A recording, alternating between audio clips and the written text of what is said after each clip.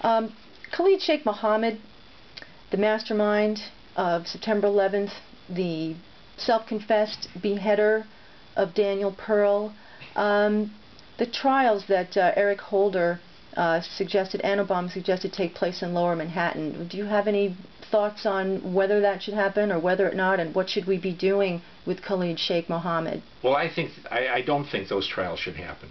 I think it's a security risk. It's an enormous expense, but it also lulls the American people into believing that law and order approaches to this problem are going to work, and they're not. We've tried it. Mr. Clinton tried it for 2 terms, and now Mr. Obama has tried it for the better part of 2 years, and it doesn't work. But it does appeal to Americans, because Americans believe that, you know, the Western, the sheriff chases somebody, catches them, tries them, convicts them, hangs them, and that's the end of the story. Well, it's not the end of the story. And law enforcement even law enforcement successes lull Americans into believing we're making progress when we're really not. Well, it's wrong to me on 2 points. A, these are not American citizens who are protected by the Constitution of the United States of America.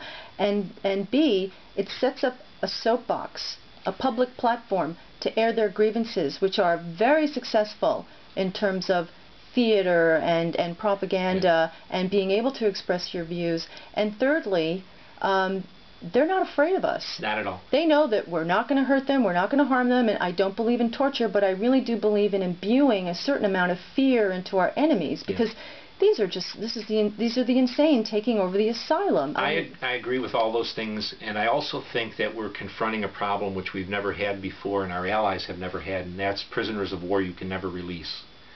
And we haven't had that discussion yet. We keep yelling at each other across the Atlantic, but we're all facing the problem. What do you do with people you can't release ever, even when you think the war is over, because they go back to the battlefield instead of the Germans going back to build Mercedes or the Japanese going back to build radios? These guys go back to jihad. How do you address that problem? And we haven't had that discussion.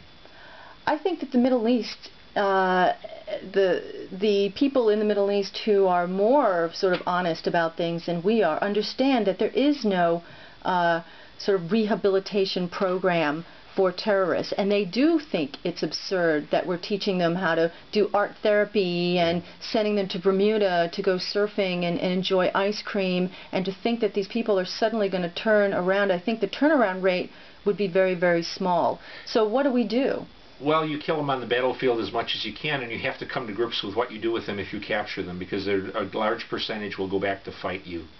And you really have to come to accept that we cannot perfect the world.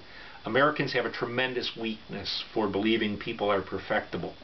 And the Saudis, for example, run a re-education program that clearly has no chance of working, but we want to believe it works. And so when they lie to us and say 90% successful, 10% recidivism, we believe it, when it's probably the other way around. So clearly the whole Khalid Sheikh Mohammed trial's hot potato has been set to the very furthest back burner. What are they doing? I think they'll just hold him now. I don't think Obama's going to touch it till after he's reelected or not reelected. The media doesn't seem to be clamoring for him at the moment either. Well, no, they don't want to hurt Obama. You know, unfortunately, the media is 90% on the side of that political entity.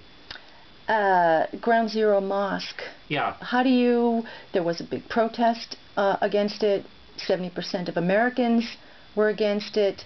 I've heard liberal voices from the Middle East in places like Egypt and Kuwait and Syria. Those who had the chance to speak out are also against it. They also think it's a bad idea. What do you think? Well, even representatives of the Saudi government and the Jordanian government have said publicly that they think it's a bad idea. It's a bad idea because no matter what we say about it, or no matter what the person who wants to build it says, for the Muslim world, at least for the Islamists, it will be a signal of victory. Where once stood this symbol of American power will be a symbol of God's power, of Allah's power.